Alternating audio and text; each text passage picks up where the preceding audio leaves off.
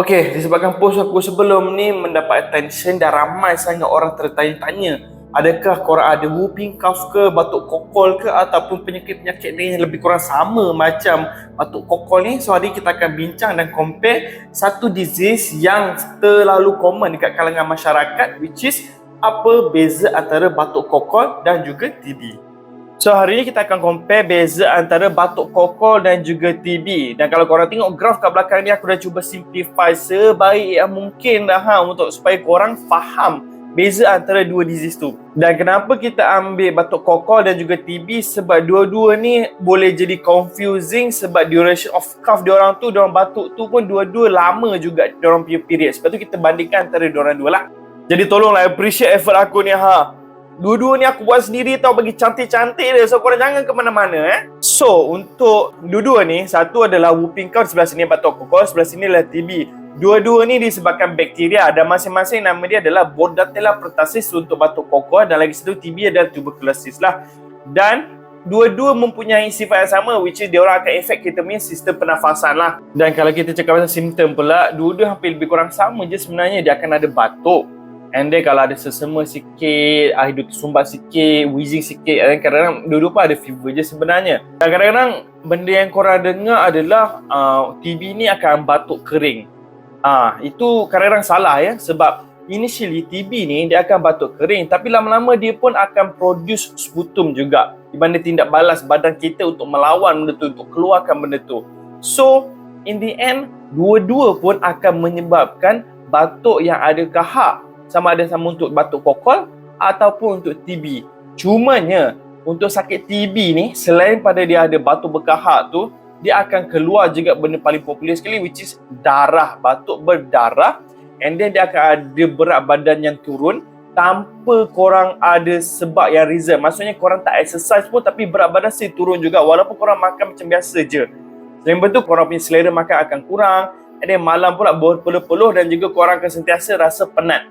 Tapi benda-benda yang batuk berdarah, weight loss ataupun tak ada selera tu tak ada dekat batuk kokol. Batuk kokol kau akan rasa macam biasa saja, cumanya kau akan sentiasa batuk. Antara benda orang tanya jugalah, berapa duration of batuk yang kita nak katakan ni adalah TB, ini adalah batuk kokol. Dua-dua ni adalah prolonged cough, maksudnya batuk yang berpanjangan. Sekejap, tak nampak kot. Kita ke belakang sikit. Dua-dua adalah batuk berpanjangan. Dan kalau batuk kokol ni usually 2 minggu ke atas. And then tapi kalau TB ni pula 3 minggu ke atas. Cuma bezanya adalah, paling simple sikit, TB ni simple sikit. Di mana anda kata kalau dia 3 minggu ke atas, dia ada batuk tu akan sekali mucus, dia ada kahak, and then kadang-kadang ada darah lah. Tetapi beza pula dengan batuk kokol ni. Kalau dia batuk, selalunya selepas dia batuk tu dia akan ada paroxysmal coughing yang kat sini. Maksudnya dia akan batuk tak berhenti, menyebabkan dia akan batuk sampai dia sakit, rasa penat disebabkan batuk tu saja. And then selepas tu dia akan ada inspiratory whoop. Maksudnya yang dalam video aku sebelum ni, di mana dia nak ambil nafas tu, dia akan bunyi aku dah demo lah, tengok video aku sebelum ni kalau korang tak pernah nampak kan, di mana dia batuk lepas tu dia akan tarik dia akan ada bunyi whoop macam tu.